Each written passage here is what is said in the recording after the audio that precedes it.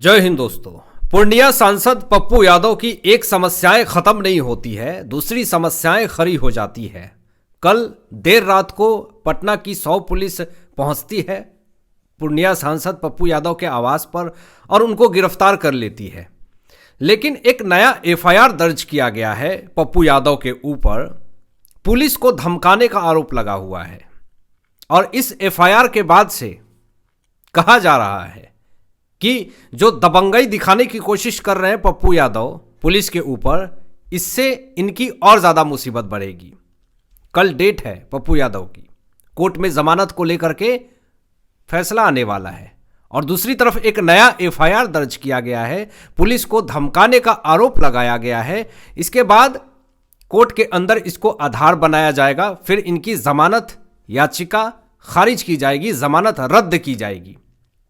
इनके 20 समर्थक जो पप्पू यादव के समर्थन में जो हंगामा कर रहे थे और पप्पू यादव के समर्थन में सरकारी काम में बाधा डाल रहे थे, पूर्णिया सांसद पप्पू यादव के 20 समर्थकों के ऊपर भी एफआईआर दर्ज किया गया है। नए नए खुलासे हो रहे हैं पप्पू यादव की गिरफ्तारी मामले में। पहली चीज ये कि ये 31 साल पुराना केस है, 1995 का मामला है और भी कुछ बड़ी अपडेट आ रही है जो मैं आपको आगे बताऊंगा। लेकिन इस केस के बारे में जब 31 साल पहले किराए के मकान में पप्पू यादव गए हुए थे और फिर बाद में धमकी दिया गया ऑनर को और यह बताया गया उस मकान मालिक के तरफ से कि पप्पू यादव ने साजिश के तहत हमारे मकान को हड़प लिया और उस मकान के अंदर कार्यालय बना लिया और हमारा जो मकान है वो हमसे छीन लिया। ये पूरा मामला दोस्तों उसी का है, अधिकार को छीनने का मामला है, किराए के मकान को हड़पने का मामला है। और पप्पू यादव को जब पुलिस ने गिरफ्तार किया उसके बाद उनकी फुटेज बड़ी तेजी से वायरल होने लगी। जिस तरीके से वो कहते हैं कि बाघ का शेर का छाती है और अचानक वो रोने लगते हैं, बेहोश हो जाते हैं। इस पर सोशल मीडिया पे लोगों ने उनको काफ़ी ज़्यादा ट्रोल भी किया। कुछ लोगों ने यह भी कहा कि पप्पू यादव हो सकता है डर के मारे बेहोश हो गए हों, ओवर थिंकिंग हो गई हो कि शायद अब जेल में जा रहे हैं, कभी निकल पाएंगे या भी नहीं। अब गिरफ्तारी के विरोध में जितने भी पूर्णिया सांसद पप्पू यादव के समर्थक थे उन्होंने हंगामा करना शुरू कर दिया। अब एक बड़ी खबर दोस्तों सामने ये आ रही है कि पप्पू यादव की गिरफ्तारी हो और कांग्रेस इसमें न कूदे, ये हो ही नहीं सकता है। कांग्रेस कार्यकर्ताओं ने नीतीश कुमार का पुतला फूंक दिया बिहार के अंदर और कांग्रेस एक एजेंडा चला रही है कि ये देखिए, नीट में एक छात्रा की जिंदगी चली जाती है, उसके जस्टिस को लेकर के पप्पू यादव बोल रहे थे, तो उस केस को जोड़ दिया कांग्रेस पार्टी ने पप्पू यादव के गिरफ्तारी को लेकर के और कहना शुरू कर दिया कि देखिए इसीलिए सरकार के खिलाफ आवाज उठा रहे थे पप्पू यादव, इसीलिए उनको गिरफ्तार कर लिया गया है। लेकिन कांग्रेस पार्टी की तरफ से एक भी सबूत पेश नहीं किए गए कि आप जो ये बात कह रहे हैं उसका कोई आधार है, कोई सोर्स है। सुपौल में समर्थकों ने इसे राजनीति साजिश बताया और जो सांसद के खिलाफ नई एफआईआर जो दर्ज हुई है पुलिस को धमकाने के मामले में, इससे यह कयास लगाया जा रहा है कि आने वाले समय में पप्पू यादव की और समस्याएं जो है वो बढ़ सकती है। यहां पे पप्पू यादव को जब बेउर जेल में शिफ्ट कर दिया गया है, ये बड़ी खबर सामने आ रही है, और जैसे ही बेउर जेल में शिफ्ट किया गया इनकी तबीयत बिगड़ जाती है और इनको पीएमसीएच अस्पताल ले जाया जाता है। लेकिन जब वहाँ पे इनको ले जाया जाता है अस्पताल के अंदर तो वहाँ पर बेड नहीं होता है, इनको गैलरी में इंतज़ार करना पड़ता है। इनके समर्थक वहाँ भी हंगामा करने लगते हैं। आधी रात को उन्हें जब बेउर जेल से अस्पताल लाया जाता है तो काफ़ी देर तक बेड के लिए इंतजार कर रहे उनके समर्थक ने पूरी हिंसा भड़काने की कोशिश करी। समर्थकों ने सरकार पर आवाज दबाने का आरोप लगाया कि यह सरकार जो है वो आवाज दबा रही है हमारी, वो नहीं चाहती है कि हम इंसाफ के लिए आवाज उठाएं। सरकार बीजेपी की, एनडीए की, नीतीश कुमार की सरकार पप्पू यादव के आवाज को दबाना चाहती है, ऐसा आरोप जो है वो पप्पू यादव के समर्थक लगा रहे हैं।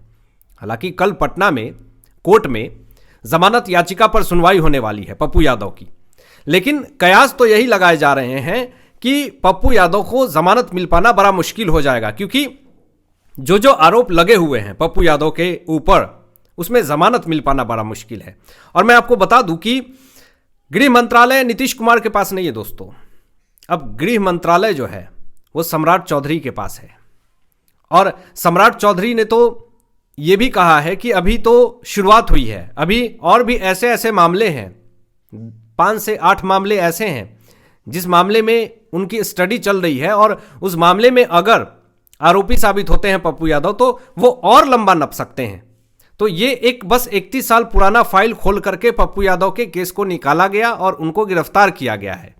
लेकिन इतना डर पप्पू यादव को इसलिए है कि बीजेपी की सरकार है, एनडीए की सरकार है, सम्राट चौधरी ने अब एक्शन लेना शुरू कर दिया है, अब हमारी तो पूरी मुसीबत बढ़ने वाली है।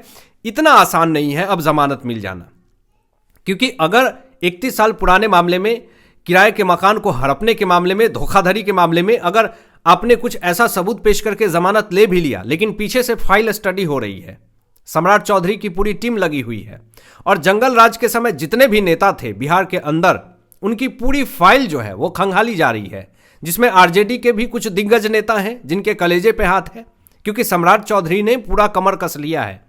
जब तक ऐसे नेताओं को जो भ्रष्टाचार के आरोप में या फिर साजिशखोरी धोखाधड़ी के आरोप में जो साबित हैं, उनको सख्त से सख्त सजा मिलनी चाहिए। जो जवानी में, जो बढ़ती उम्र में, नए खून में जो गलतियां की हैं, उसकी सजा बुढ़ापे में मिल रही है, और लालू प्रसाद यादव से भी शायद वही हुआ।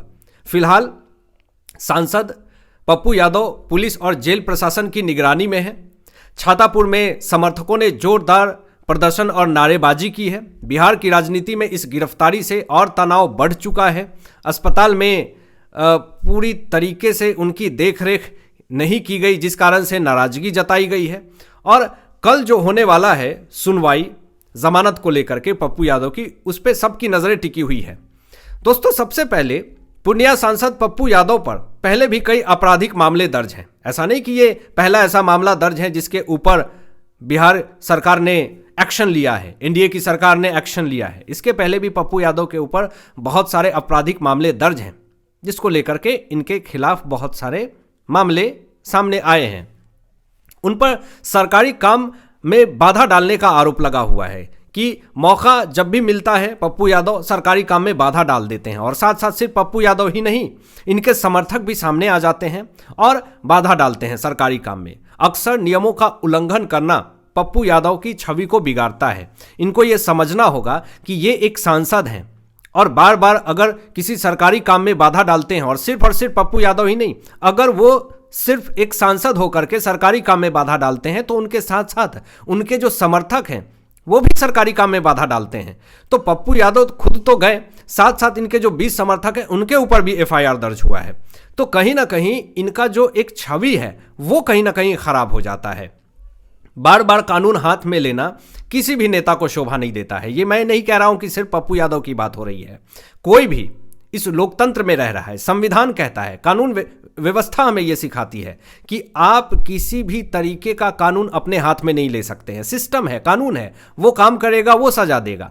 आप हिंसा नहीं भड़का सकते हैं, आप भ्रम पैदा नहीं कर सकते हैं। अगर आप इस तरह का काम करते हैं तो सरकार और कानून आपके ऊपर एक्शन लेगा। अगर पप्पू यादव के खिलाफ ये जो नई एफआईआर जो दर्ज हुई है, और अगर उनके खिलाफ और कोई नई एफआईआर दर्ज हो जाती है तो उनकी मुश्किलें और समस्याएं और बढ़ेगी, और कोर्ट के अंदर उनकी जमानत खारिज हो सकती है, जमानत रद्द हो सकती है, और इससे ये लंबा नप सकते हैं। अब आपकी क्या राय इन तमाम विषयों पे अपनी विचार व्यक्त कीजिएगा। मिलते हैं लेटेस्ट ब्रेकिंग एनालिसिस के बाद, तब तक अपना ध्यान रखें, ख्याल रखें। सत्यमेव जयते। जय हिंद।